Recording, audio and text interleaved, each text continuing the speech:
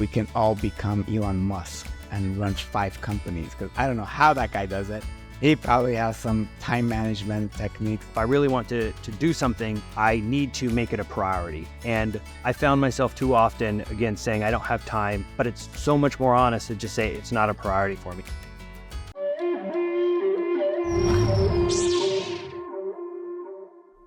Welcome to another episode of This is the Way with Artin and Michael. In this episode, we're going to address the number one reason that most individuals claim stops them from achieving their goals, be it in their careers, side hustles, relationships, entrepreneurial endeavors, you name it, this is the excuse. We're talking about time. What if you could have 20 hours a week back? Maybe even 40 hours a week. Would it be worth it? Well, it's kind of like a full-time job, I guess, right? It's exactly it. So when people are saying they don't have time, but we're going to be able to provide some technique here that can actually bring that time back to people. But before we start running through these techniques, let's address the elephant in the room. Most people are horrible at time management. And it's usually just an excuse that time is used for. I can probably say I'm guilty of that myself at some points during my life. It's like you go through these ebbs and flows where you're like a time management ninja, and then there's some moments in life that I'm like a sloth. I can't get to where I want to get to. So yeah, I would say I'm guilty of it.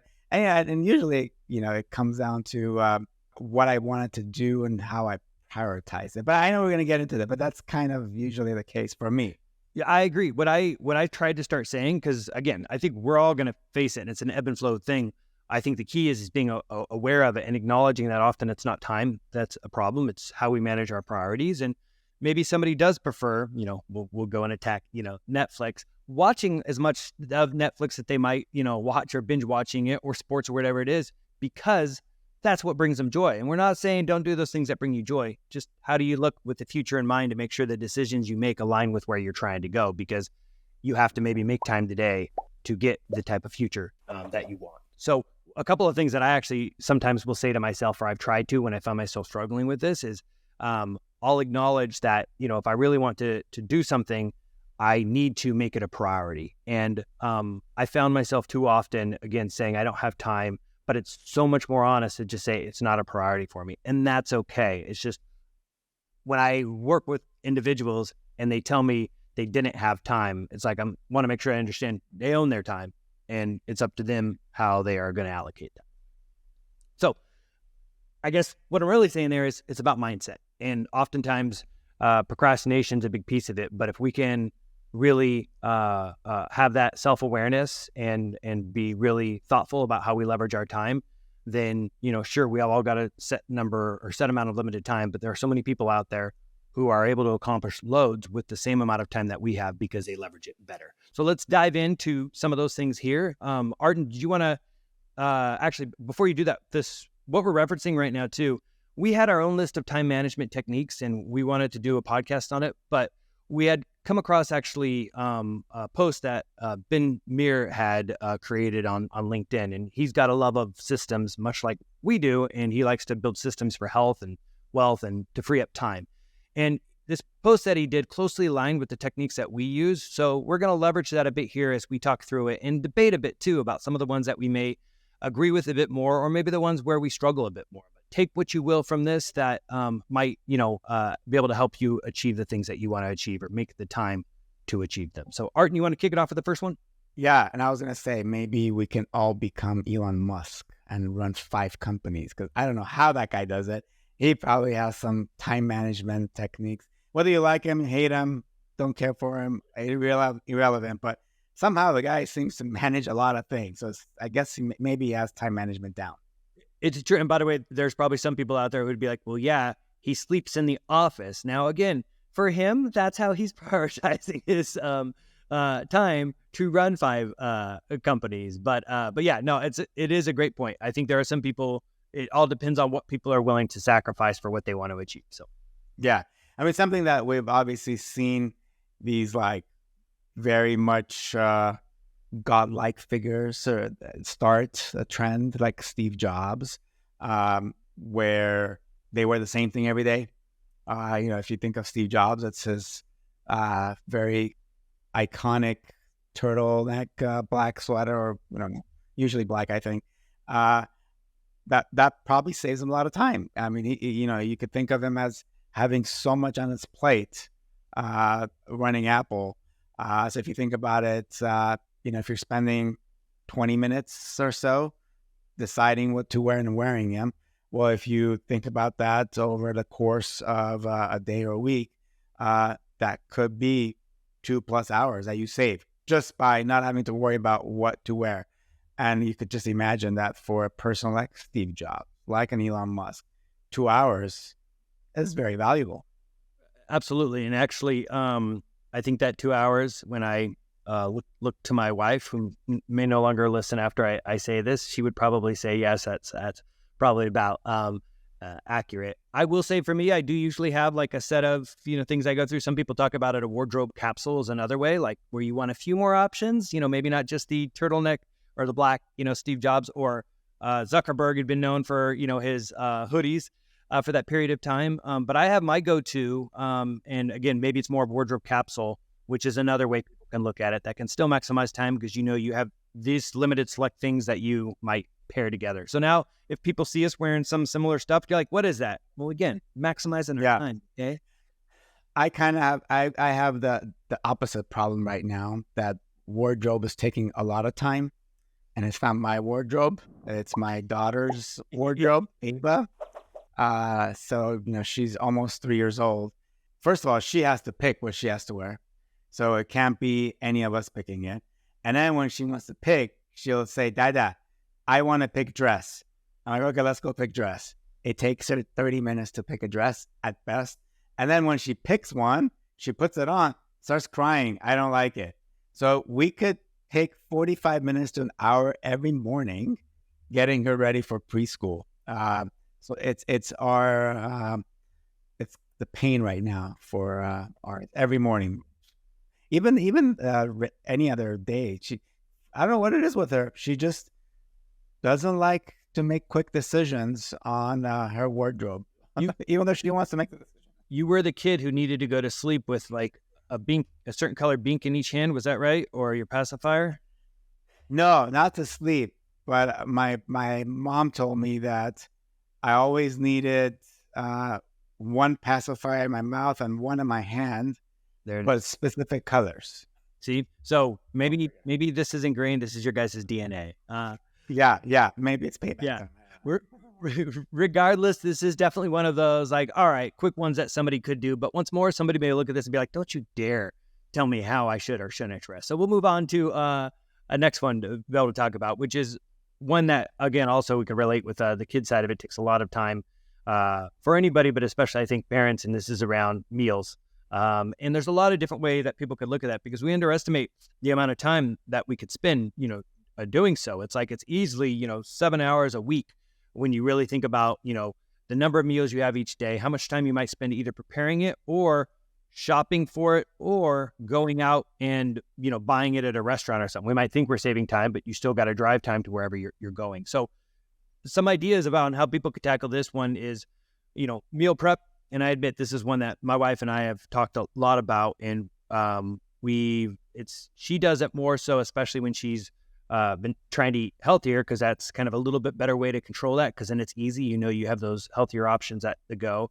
Grocery delivery, or sometimes what we'll do is we'll use just at least a pickup for groceries somewhere, which can save you a lot of time wandering around the store. Once more, also can help on the diet front, because then you're not picking up those tasty Oreos that are right there on sale for you. Some people do full meal delivery. I think that's a good way to maximize time. And I know some people will be like, well, that comes at a cost. And once more, again, whatever works for you, because for some people that may make perfect sense because the trade for time, and others it may not. But just a couple of other things. Bulk cooking works great. Again, when you have kids, being able to prepare stuff in advance, sometimes that's also useful because then the kids can actually go and help themselves, because parents spend a lot of times helping themselves, helping our children prepare a meal. And then as soon as you clean it up, it's now time to prepare the next meal.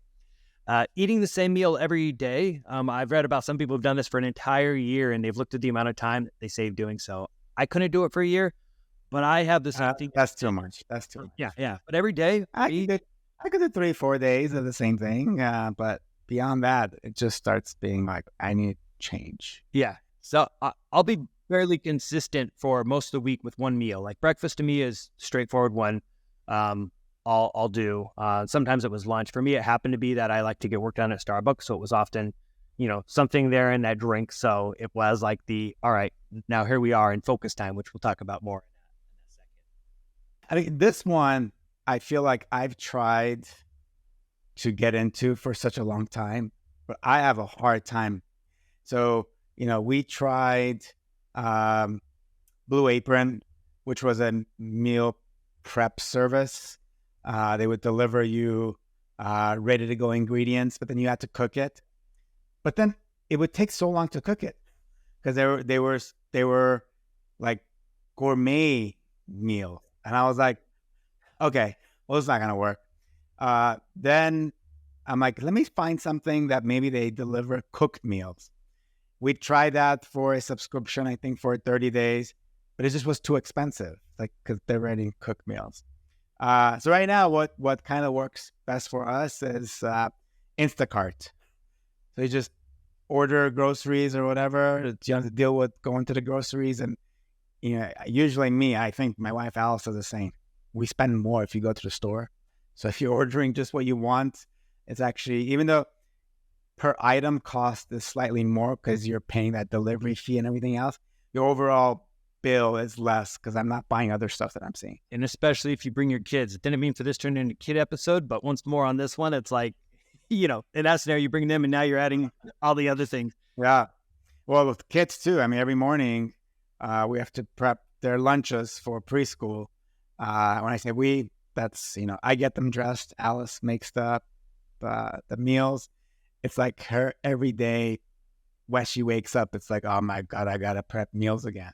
But then the school had this meal delivery service. It was like $9 per meal, per lunch per day. We're like, okay, kind of a little much, but let's try it. The kids didn't like it. They're like, we don't want this lunch anymore. Go figure. Well, I think you bring up a good point though there too, because look, these are things that as parents, we have to do, each day. And this is why I think a lot of people eventually end up with nannies or chefs or other things as they become even more successful. Because again, they're looking at, I know right now some people are like, no, you got to do that for your kids and stuff. But it's like when you start looking at your time in the future and what that might mean is if somebody else is doing that for you, you can actually go do more meaningful with the kids, the things that they like to do, take them to the zoo and other. Oh, yeah. So there's a balance. If we can get a chef right now, I would get a chef right now, every day. Yeah. I wouldn't know. Future. Yeah. The other thing, just to add to this one too, is that when people do even things like toilet paper or other things that you need regularly around the house, you could put those on an auto delivery with the likes of Amazon. And just once more, it's one less thing that you're needing to have to go get or running out of toilet paper, whatever the item is. So, but let's move on. You want to touch on the next one? Yeah. And there was a study by Rescue Time, I believe around 2019, that found that workers, whether at the time, I guess you were in the office, not remote really, spent 2 hours and 48 minutes. So about 3 hours a day just being distracted, which is, if you think about it in a 5-day work week, that's about 15 hours lost every week by being distracted by whatever, whether it was scrolling your phone, water cooler conversations, somebody walking into, but I mean, that's 15 hours. That's a part-time job that if you actually were efficient enough, you could probably have a pretty meaningful side gig. That's crazy. And, what I was referencing a minute ago was one of the ways that I tried to tackle that. And it may not work for everybody, but it was my technique is that when I go to Starbucks, not only was my meal then straightforward each day, and like I literally click of a button app, they tell me when it's ready, I'm eating it while I'm doing whatever I'm doing, but that was my focus time. And I would, whenever possible, even before the pandemic, this was my routine, was to go there and work and get my like distraction-free work done. And then I would head into the office where I knew I would have the shoulder taps, the meetings, which I'll touch on in a second, which while another form of distraction, we're giving them their own, bucket here. But for me, that was so key because you can get more done in, 3 hours of non-distraction work than you would, in the 6 to 7, even 8 hour day. And I think it was a big reason why a lot of time people are like, how do you get so much done? And the answer for me was, well, because I'm purposely scheduling that time away from it all. And I actually, my team members at the time thought it was a little bit overkill, but I'm like, please start disappearing. Those, and when I say disappearing, I mean, leave your office, go to some other place. When we were at Disney at the time, some other place on the studio lot, lots of little nooks and crannies to hide in, and just get your work done. Turn off everything else, except for if you have something really critical that needs to find you, then check for that, whatever it might be. But otherwise, stop checking email every few minutes, and stop checking, Slack or, you name it, all the things that come through, and step aside and start actually getting the focus work done. And my team members who continue to struggle to manage their time were the ones who did not do the focus work. They didn't get that, or they didn't want to push themselves to really balance their time that way. And they paid the price in the end for it, and were always overwhelmed. Yeah. I found myself through the hustle and bustle of the day, meeting distractions, messages, emails, or whatever.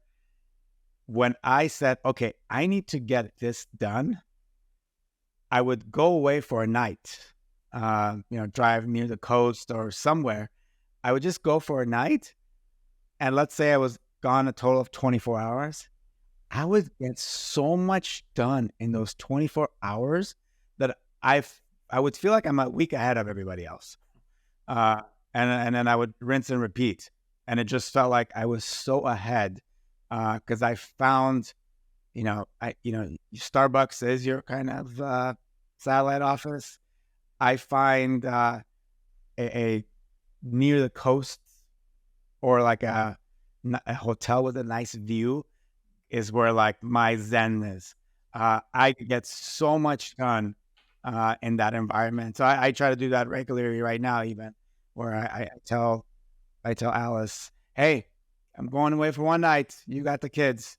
And I come back all fresh. So that type of deep work where it's pure focus and no distraction can go a long way. And you're also conveying something else there that I think is important, and that's batch work. Like oftentimes I know when you've done some of those things, it's like you have a specific thing you might be targeting that you might do. And again, it could be a few different things you're batching together, but that's another valuable thing because too many people let the priorities fit in between the interruptions when you need to schedule the priorities and then give your interruptions, that time later, that is okay for them to come into your life. And again, some people might say, it's impossible. I have a boss who's X or Y or Z. It's like, look, I think there are still ways, and, people could put specific questions, ask us specific questions. We're happy to try to tackle how we've handled that because we've probably been there. But I think the reality is, let's say that is a worst case and your boss is that person. Well, then guess what? Control for every other variable that you can. Look at some of these other techniques we're saying here, if that is truly the case. But I would also say if that's your boss, you might also be looking at how you can find yourself into some other role, because that sounds more micromanagement there. Yeah. That can get crazy. Yeah. Anyway, so, next one. Yeah. Meetings, which relates to this one. And we talked about it last time. So literally people should check out, we'll link it below. But the other, podcasts on this topic where we went through it with our recommendations and thoughts. But what else would you add on this particular topic?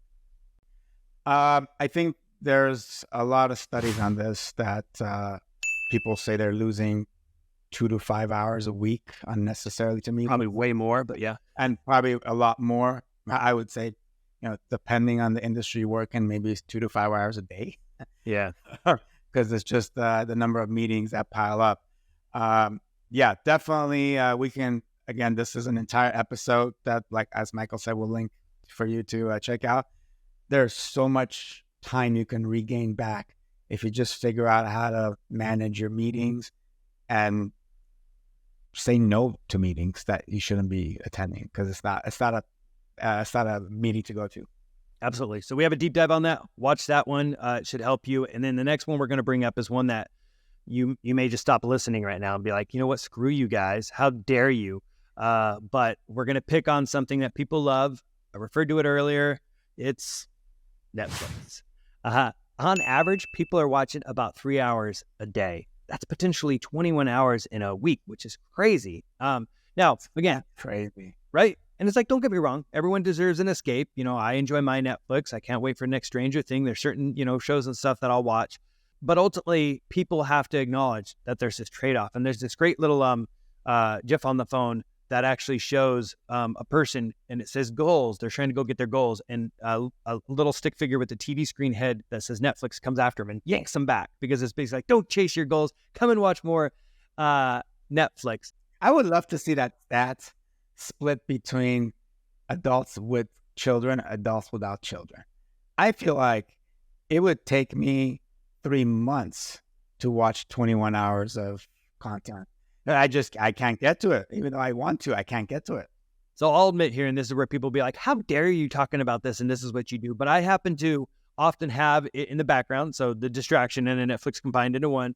Because for me, when I'm doing some evening work where I'm like, all right, I'm working, but I'm giving myself a little bit of I call it break. I acknowledge now, and this is why I'm saying do what fits you, that it's not the most productive thing in the world, but it is kind of my evening, cool down, whatever it is, period. And I'll watch it in the background while I have something on. So I'm probably only looking up at it here and there enough to follow the storyline, unless it's Stranger Things.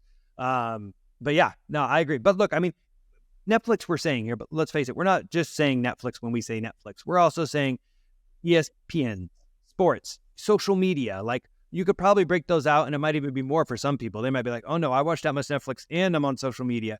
So the idea here in all those scenarios is determine whether or not there is something that you can cut. Or maybe you tell yourself, I could go and binge watch that as soon as I get these things done that I'm now going to do focus days around to accomplish. Or for things like social media, check them, a couple times a day instead of throughout the day. Because right now, throughout the day, oftentimes it becomes this addiction. News, the same thing.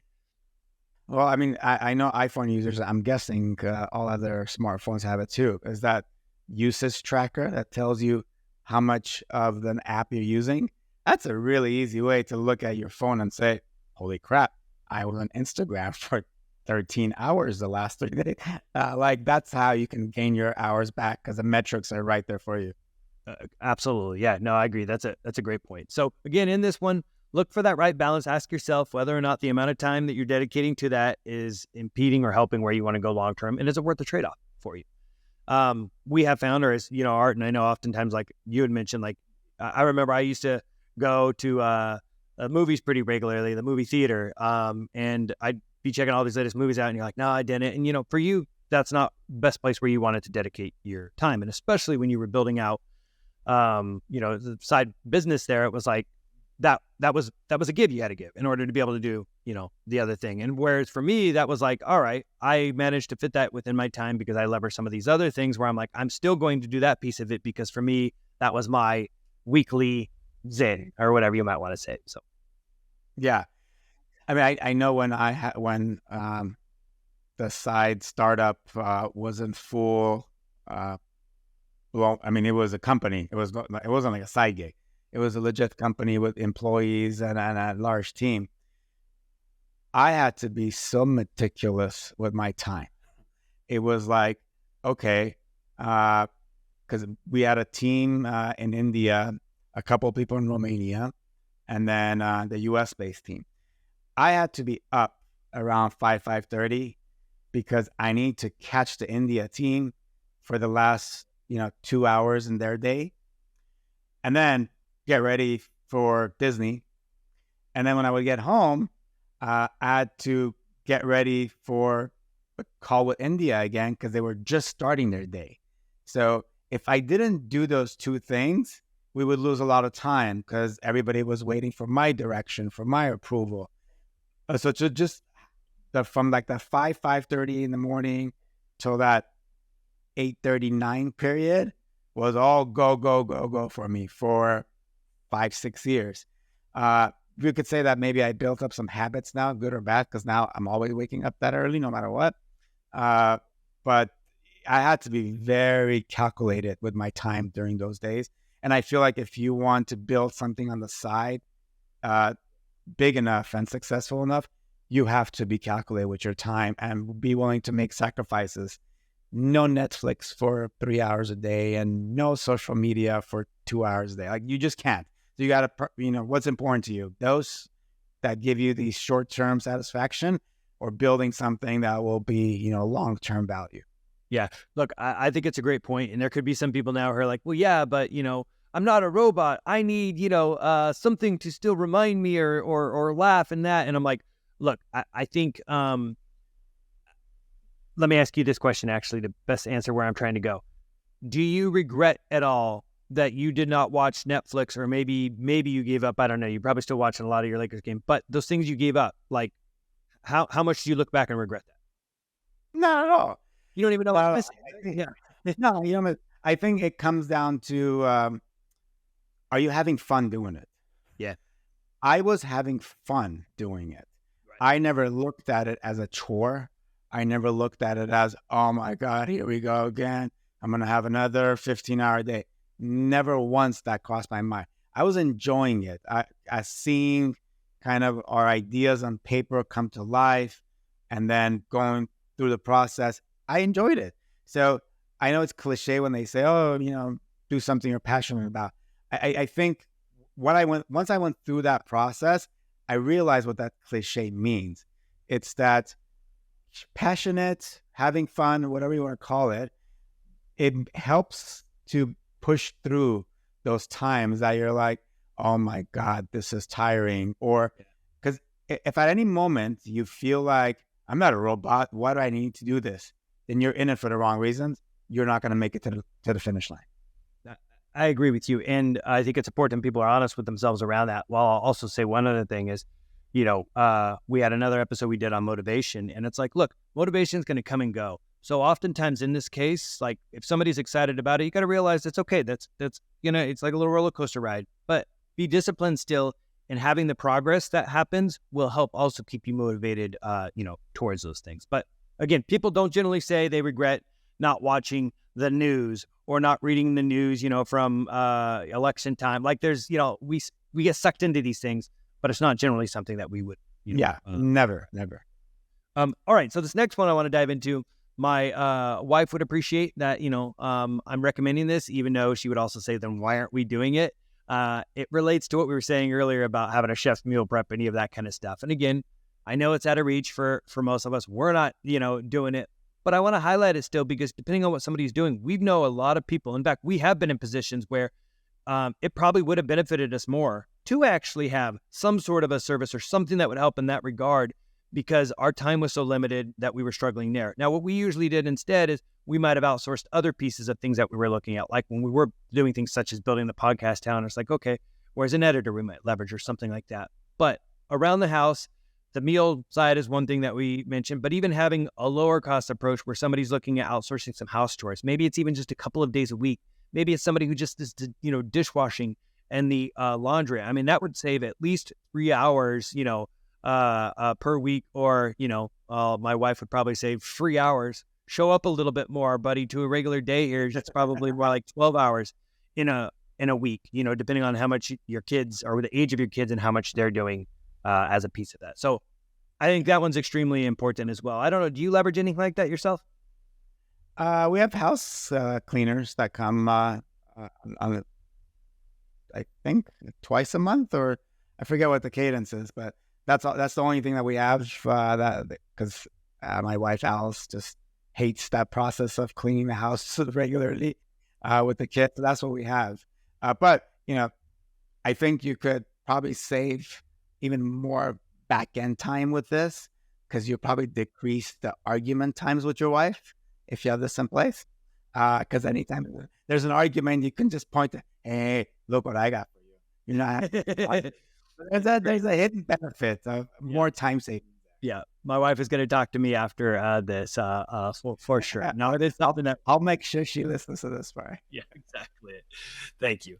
But no, that is, again, a great one, and just trying to determine the balance of where it is. Maybe it's a certain task, not another. Maybe that's the happy medium, being like, look, an hour a day. There's different ways depending on what people want to do and accomplish. And it's a conversation my wife and I have a lot too, when it's like, she's looking at balance, some of the things she wants to. She's like, okay, well, I need to free up X amount of time. Sometimes what she's saying is, something like service. Other times it's just saying, I need focus time, like we were talking about earlier, to be able to even think through a plan around some of this stuff. So, all right, I think we want to dive into, one final one here, and one we'll want to debate a little bit. But this is the idea of making no your default, which, what Ben suggested is it could be between 5 and 15 hours per week, which I think is a big enough range because it is true depending on the type of things that you're saying yes to. But I would love your thoughts a little bit more around this idea or the concept of saying no, and if you are for or against it. No to everything, that is. Yeah, I'm for it conceptually, because it depends what it is. I mean, if we're talking about both work and non-work related things, Yeah. or are we talking about work only? So I think it depends on what you're talking about. I'd say both. And so both. Also, yeah, I would say, I'm fairly used to saying no to friends and family. Hey, let's go out, here. I don't have a problem saying no because I'm always prioritizing, certain things that I need to do. And I know if I go out and if it becomes like a later night than usual, and in these days, a late night is 10 o'clock for me. So if it's like 10 o'clock, I know I'm going to be tired the next day because the kids are going to wake up early. So I start weighing all of those in this decision tree in my head. I'm like, yeah, I know. I'm going to pass on that one. Or I might even say, Alice, you go. I'll stay home with the kids. So those things I say no to. Work related, I won't just jump on anything that just comes my way, like or an opportunity. Like at this point, early on, in my 20s, I said yes a lot because I was more in that early stage of let's say yes to everything because you never know what's going to happen. I've become more picky now because I could be. So I think it's a little more complex than what I think is just saying no to everything. But I have a saying that says, say yes strategically. So make sure that you're not just saying yes for no reason, that if you say yes, it's strategic behind it. I think that's really important. And I want to touch on a concept that I try to use, which is sort of like an S or a yes and. So, and what I mean by that is, as we go back to it, and I know I mentioned everything, I think the idea here and what Ben had in his post too is the idea of no is the default. So that, there's some people who almost start off as yes, and then they try to figure it out. At least if you start no, it doesn't mean you can't work into a yes. But I do think that if people can look at what that request is, and they could think through it, like, especially in the workplace, the yes and is if a boss comes in, he's like, oh, I need you to do this. Well, that's when somebody could say, yes, I can do that, but this other project I'm working on will have to be delayed until next Tuesday. Like, it gives them the chance to be the no, because they can say, you know what? No, I need that other one first. Or, oh, is there any way we can do it? And I think that's an important time management technique and trick, if you want to call it that, or hack for people to use in the workplace. And you could use it in a variety of different, ways as people do, talk to you about something, but usually it's still almost all released back to the time. So you just give them the choice of how they could do it. I need the project by Friday. Yes, I could do that. However, if you want it to be, thorough with the facts and with, designed the right way, do you want it without that on Friday, or do you want it with that? In that case, let me do it on, Tuesday or whatever it might be. So. No, I mean, it's a great hack besides time management. This approach is a good hack to, figure out, your boss or manager, what they're prioritizing. Because if you ask them, well, what's more important, and they say A, not B, you already start getting a sense of, okay, this is what's important for them. So you can use that technique to figure out what's important for somebody as well. So and I've used that all the time. It does work. But otherwise, the danger with the whole no thing, and again, you do need to manage your time, but you got to be so careful that that's just not your knee-jerk reaction, because, opportunity is disguised as work. So if somebody comes and says, you want to go to this dinner tomorrow night, if your default is no, you might be like, you might have just lost out, because for all you know, your future goals you want to do, that person might have been there at that dinner. Or if you're saying no to that and you're a remote worker and you're not making those times and other people are at those in-person events, then guess what? You're not actually helping yourself so much. So I think people have to be really strategic about the things that they say no to versus just the idea of no as the default. So because again, once more, I think what it creates, I've had team members to do this where it was almost always the case. But guess what? You and I got a lot of opportunities, and you and I love working with the people who were like, what can I do? How can I get involved? I'll find time. I will make time. And that's why we're talking about all this time stuff, because the growth opportunities, the relationship opportunities also come from saying yes. So choose them wisely between these 5 and 15 hours, and you could still likely get yourself to a point where you will save some time. But being strategic is really the key to making sure you're leveraging the right opportunities that best balance your time. Yeah. Like I'll give you another example. I'm a big sports guy. I love sports.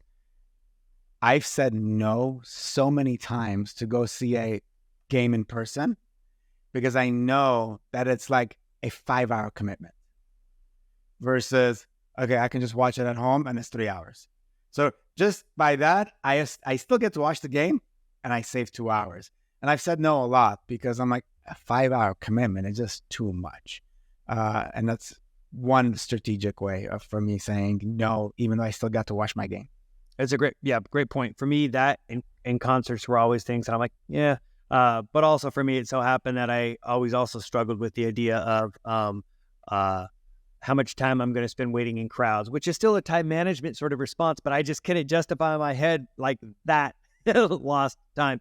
Maybe that means we're no fun. No. But ultimately, we're having a different kind of fun. And that's something else that I'll highlight back to what you said before about really enjoying this stuff. Well, I sometimes feel awkward or like it's the wrong choice of words when I tell my kids, like right now, if I'm like, all right, we have some other family in town now, and they're like, oh, you got to go to work. And in their mind, this is the easiest way to describe what we're doing right now. But I don't think you and I ever really come into, these conversations and think of it as work. We actually think about it as play. So while they're outside running around playing in the yard and doing duck, duck, goose, this is our version. And for whatever reason, as you get older, it's no longer cool to say, I'm going to go and play. Like if I say I'm going to go play with Artin, people are going to think, it sounds kind of strange. Yeah, that is it. And I think it's supporting that. And I think that is, anyway, I maybe will fight to claw back play so that adults say it, too. Instead, we have to say we're going on vacation or a holiday. Why don't we say we're going to go play? Yeah. Right now, it feels like societal norm is if you're going to play, it's either vacation or Las Vegas.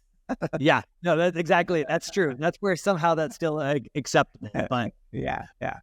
Well, I think these are the key things, but like a couple closing thoughts, I wanted on it is, I think it's super important for people, to acknowledge, like, yes, it's bad news. Time is limited. But the good news is that we determine how we're going to spend it. And that's really, I think, the goal here as we close out this podcast is just to get people to think and reflect and not have a default response that is, I don't have time. Instead, have a default response that is not important enough for me to make time for, which is okay. Or I'm going to make time for that because it's super critical. And Ben Mir in his post had this quote in there from Naval Rafigat, if I'm not butchering his name, which is, as long as you're doing what you want, it's not a waste of time. But if you're not spending your time doing what you want and you're not earning and you're not learning, what the heck are you doing? And again, probably something we could spend more time debating, but the idea is, in this case, it is valuing the idea of you're earning or learning with how you invest your time. And again, I think there's a component of joy that is super important there, but I think sometimes we over-index on that because, as you and I just discussed, it's easy to get joy out of all things if you're approaching it with the right mindset. For sure. And I think, a simple exercise you could do is just the number of hours are set, 24 times 7. So you can easily do an inventory and say, okay, how many hours am I at work? How many hours am I sleeping? How many hours am I spending in commute? And just easily you can do an inventory of that and come up with your own plan of how am I going to take back 10 hours, 15 hours, 20 hours of my life to do something that could be valuable or fun or whatever for you in the future. Yeah, I agree. And if you look at that, and if somebody does that and really looks at their time, I mean, you are how you invest your time. And therefore, if in that case, you realize that most of your time is going towards social media, Netflix, your job, then the reality is you're an individual who spends, who's a Netflix connoisseur, and somebody who gives all your time to your job, which is maybe okay for you. But if you want to have a side hustle in entrepreneurship, you need to look at the time, and to be able to honestly tell yourself that's what you are, then there needs to be time dedicated to that. And I'll close it with something that Steve Jobs said in his graduation talk with Stanford. And he suggested you ask yourself these 3 questions. Am I living the life I want and doing the work I want? If I knew today was the last day of my life, would I want to do what I am about to do today? And finally, do I love what I do? And I think those are great words to guide how you want to invest your time. So powerful. So powerful. Absolutely. Yeah. I think that's it. Anything else? That's it. No, just don't forget to subscribe, comment, like, share, repost, anything to spread the word. And if there's anything else you guys want us to talk about, just, reach out to us any way you want.